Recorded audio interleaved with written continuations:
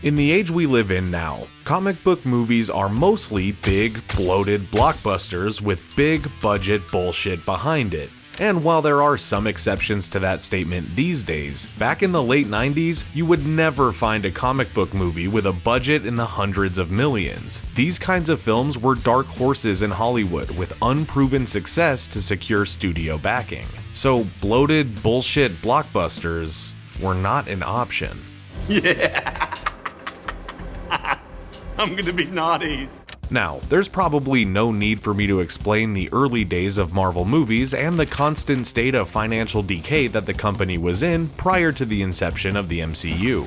But suffice it to say that Marvel, the juggernaut movie studio that now owns their own corner of the industry, was once so broke that they sold off the rights to some of their characters and IP to stay afloat. This is how we got movies like Spider-Man from Sony, The Punisher from Artisan, and of course the X-Men saga from Fox. Included in that offload of IP was Blade, which was sold to Newline Cinema, a movie that many did not know was even tied to the otherwise colorful and bright Marvel brand, and that, in the 90s, was actually to this film's benefit.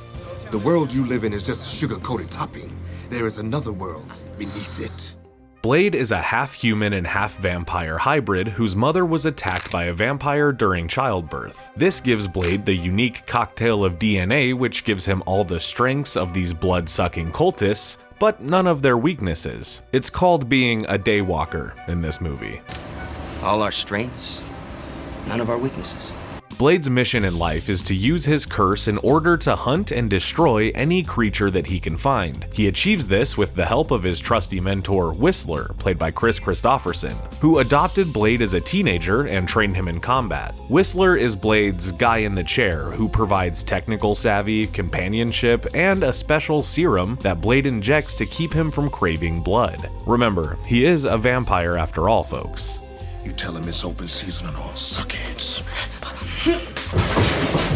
Now, seeing as this movie is almost 30 years old, and this is a revisited video, it's safe to assume that you've already seen this movie, and personally, I'm not really interested in recapping the entire plot and calling it a day. Instead, let's just go over the good stuff. How does this movie hold up, and what makes it great after all these years? Oh, and also, we're definitely gonna spoil some Deadpool and Wolverine somewhere in this video, so I'll warn you when we get there. Let's go. But it's daytime! First off, let's talk about this movie's legendary opening scene. The movie opens on what appears to be an incredibly stylized late 90s rave, complete with shiny leather, edgy music, sexiness, debauchery, and, oh yeah, blood raining from the ceiling sprinklers.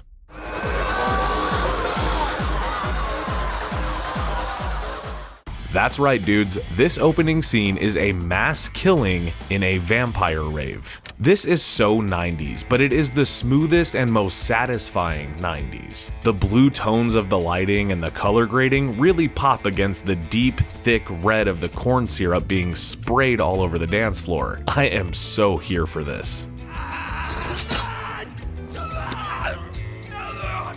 The villain of the piece is a ruthless and reckless vampire with something to prove, called Deacon Frost, played by Stephen Dorff. This guy is basically seeking to either capture Blade and use his hybrid blood to push the evolutionary scale of vampires to the next level, or collab with Blade so that he doesn't have to use force. Well, Blade prefers using force, so now we have our main conflict. Looks like your mascara's running. This movie's performances are not only good, but I think it gets undersold just how important these actors and their commitments to the roles were in the ultimate success of this movie. It's important to remember that while Marvel films are commonplace and household movies today, Blade was made at a time when superhero movies were deeply uncool, and thus unprofitable. Director Stephen Norrington was already facing slim odds of a commercial success when taking on this project, but thanks to the cast and crew taking the project so seriously, and the actors truly committing to the absurdity of it all and delivering serious and grounded performances, is what makes this movie special. And if you want to survive it, you better learn to pull the trigger. Wesley Snipes' Blade is really one of those all-time superhero castings that we put up there with Hugh Jackman as Wolverine or RDJ as Iron Man. Snipes gives Blade a hip and cool edge by cracking the occasional joke, reacting with his extremely expressive orange eyes, and even throwing some signature one-liners into the mix from time to time. You know which one I'm talking about. Some motherfuckers are always trying to ice skate uphill.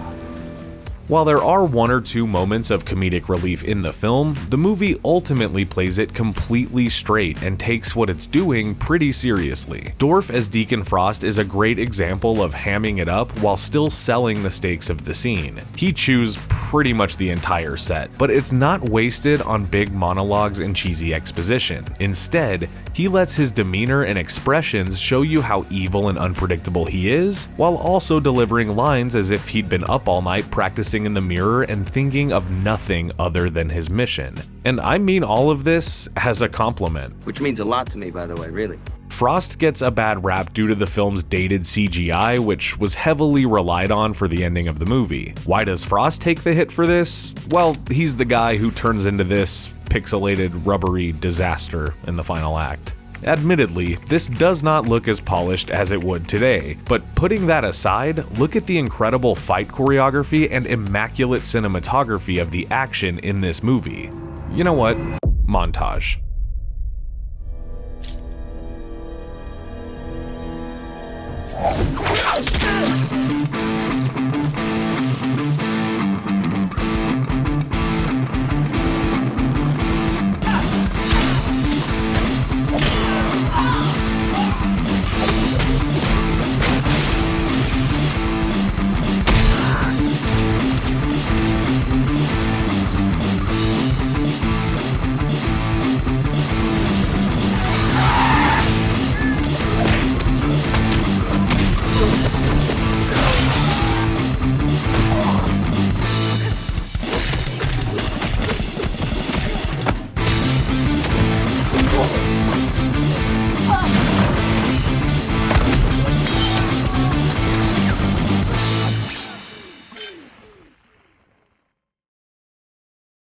While the action and carnage is fun, it's also only part of a very delicious pie. The dynamic that Blade has with the supporting cast is also fun on the rewatch. Blade and Whistler have a father-son type relationship that adds a sweet layer to his character and leaves you gutted by his reaction to Whistler's almost death scene. By the time you watch this, your friend Whistler should be dead. To add another layer to Blade's character is his dynamic with Karen, a human that wants to help and maybe bone Blade. If Whistler makes Blade sweet, then Karen makes him tough. Her involvement gives Blade a reason to stay sharp and be alert. Cause see, while our hero has no problem going out at night to kick some vampire ass, what he's really interested in is protecting people. And with Karen being around, he's constantly looking out for her safety. It's important to note that what makes Blade a great character goes beyond the obvious. I mean, sure, the duster jacket, the ninja weapons, especially those katanas, and the shades and tattoos sure make him look cool, but his stoic attitude with those small elements of humor and most importantly, humanity, that is what makes Blade a great character. Motherfucker, are you out of your damn mind? Behind the scenes, Norrington and Snipes would both eventually get sick of the franchise, with Norrington passing the reins for the next film to the modern master of the macabre, Guillermo del Toro, for a sequel that is just as much fun as this one. Snipes would appear as Blade in all 3 installments of the trilogy, but reportedly would get more and more difficult to work with as the films went on. See, Snipes was so ingrained in the character of Blade that he would remain in character at all times, making him seem unapproachable and unfriendly to basically everybody on set. Motherfucker, I'll kill you. I'll just enjoy it better. This would lead to the films having diminishing returns and eventually fading out and being pruned to the void. Until...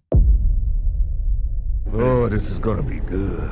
For those of you that love Blade the way that I do, you must have been just as stoked as I was to see Wesley Snipes enter the frame as Blade in Marvel's latest multiverse outing, Deadpool and Wolverine. Seeing him whip out some blades and kick some ass was everything I needed to fill that blade-shaped hole in my heart. However, while I love that he was in the movie, and for a good chunk of it with plenty to do, I was disappointed by the rehashed use of a catchphrase and the not so subtle wink at the camera and Mahershala Ali's blade. It just didn't feel like the character in those moments.